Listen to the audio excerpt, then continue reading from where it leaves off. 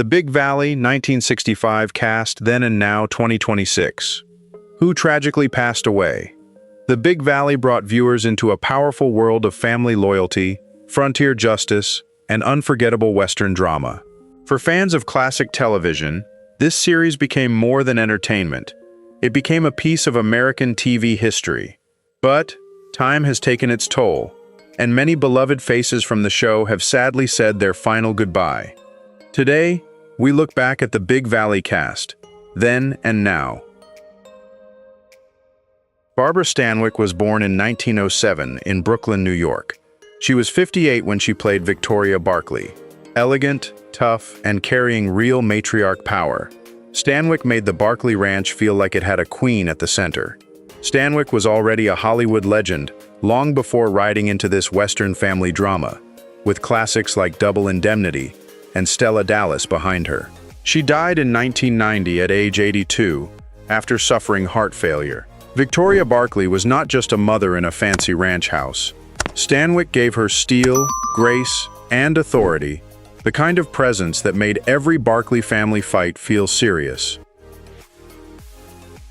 Richard Long was born in 1927 in Chicago, Illinois. He was 37 when he played Jarrod Barkley. Polished, intelligent, and calm under pressure, Long gave the Barkley family its legal mind and gentleman's backbone. Long had already been a familiar face in film and television, but Jarrod gave him one of his most memorable roles. He died in 1974 at age 47 after suffering a heart attack. Jarrod brought brains to a family built on land, cattle, and pride.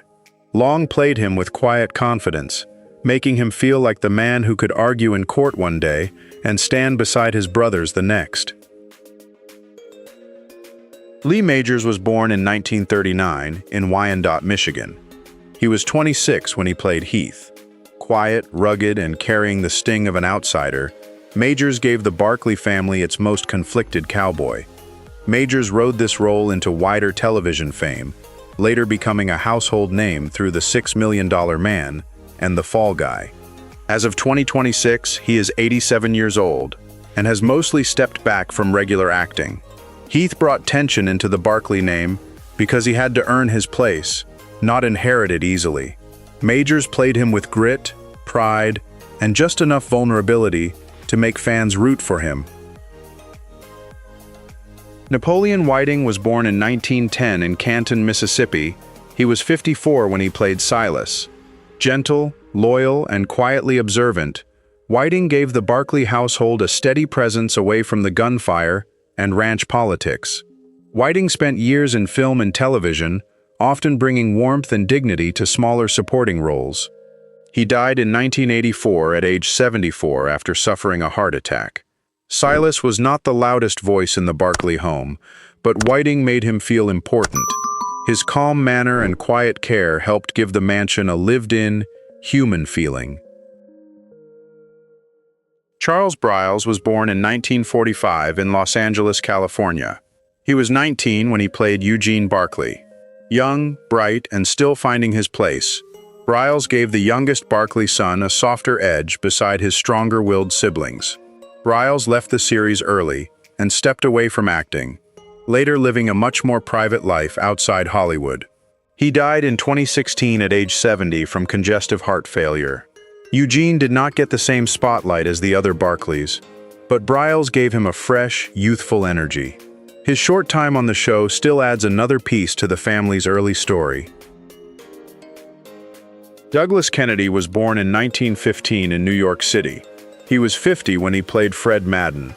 Rugged, stern, and built for Western authority, Kennedy gave the Barkley world another hard-edged man who looked like he belonged around law, land, and trouble. Kennedy spent decades in films and television, often playing soldiers, lawmen, and tough supporting figures. He died in 1973 at age 57 after a battle with cancer.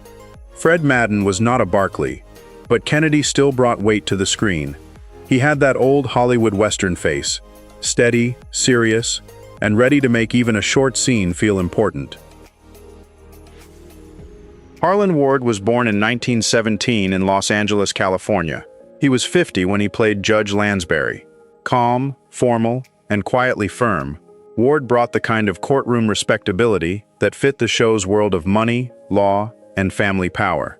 Ward worked steadily across television, often playing bankers, doctors, officials, and judges, with a clean sense of authority. He died in 1980 at age 62 after suffering a heart attack. Judge Lansbury gave the story a touch of legal pressure instead of ranch dust and gun smoke. Ward made him feel measured and believable, the kind of man who could change lives with a few careful words. Bing Russell was born in 1926 in Brattleboro, Vermont. He was 41 when he played Dan Kelsey.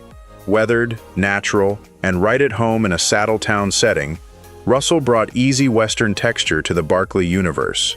Russell became a familiar face across classic television Westerns, and many fans also know him as the father of Kurt Russell.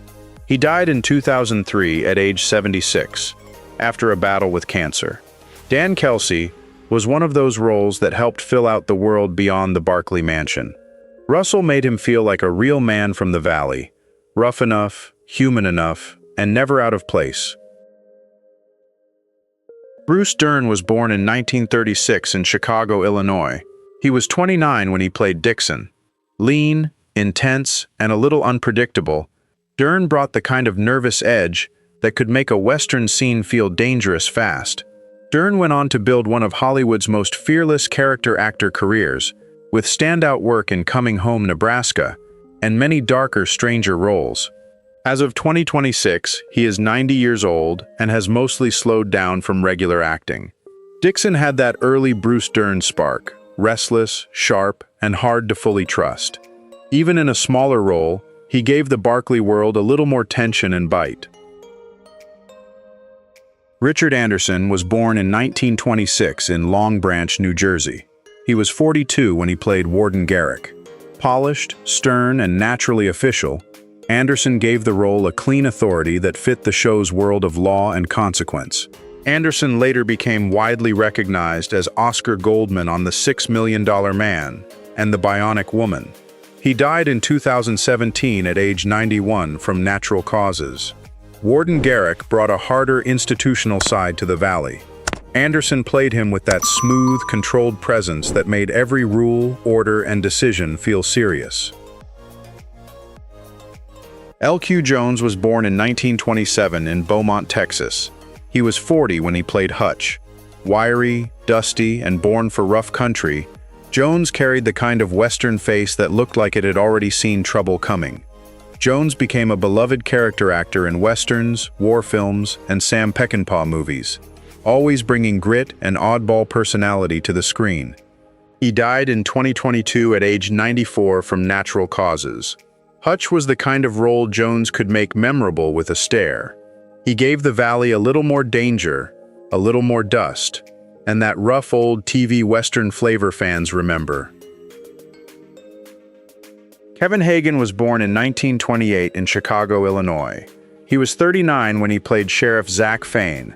Steady, plain-spoken, and carrying that small-town lawman weight, Hagen gave the Barkley world a firm voice when trouble started pushing in. Hagen later became beloved as Dr. Hiram Baker on Little House on the Prairie, bringing the same calm, trustworthy presence to a very different kind of frontier story. He died in 2005 at age 77 after a battle with esophageal cancer. Sheriff Zach Fane fit naturally into a valley ruled by land, pride, and hard choices. Hagen made him feel fair, practical, and tough enough to stand his ground when the Barkleys needed the law on their side. James Gregory was born in 1911 in the Bronx, New York. He was 54 when he played Simon Carter. Sharp, forceful, and full of old-school authority, Gregory gave the role the kind of presence that could push against the Barkleys without blinking. Gregory built a long career playing generals, politicians, bosses, and hard-nosed men who knew how to command a room. He died in 2002 at age 90 from natural causes. Simon Carter brought another power player into the Valley. Gregory made him feel like a man used to being obeyed, which gave the story that extra bite whenever pride and control came into play. James Whitmore was born in 1921 in White Plains, New York. He was 46 when he played Tom Wills. Rugged, emotional, and deeply human, Whitmore brought real dramatic weight to the kind of guest role that could have easily faded away. Whitmore earned respect across stage, film, and television, with a career built on sincerity, strength, and rich character work. He died in 2009 at age 87 after a battle with lung cancer. Tom Wills had the kind of pain Whitmore knew how to make believable. He gave the role heart and rough honesty, adding a strong emotional punch to the Barkley family's Western world. Peter Breck was born in 1929 in Haverhill, Massachusetts. He was 36 when he played Nick Barkley. Loud, fiery, and built like pure ranch country temper, Breck gave the Barkley family its most explosive energy. Breck carried Nick with a voice you could hear across the whole valley, turning every argument, order, and showdown into something bigger.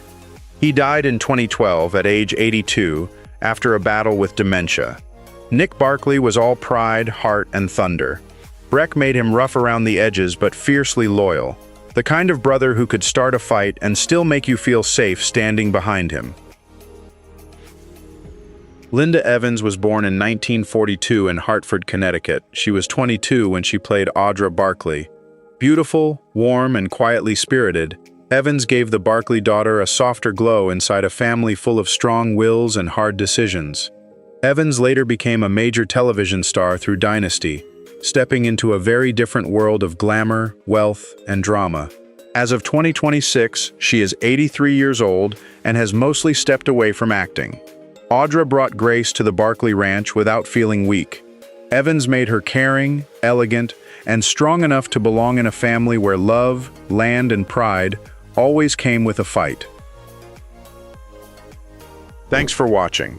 If the Big Valley still brings back memories, please subscribe and come back for more classic then and now stories.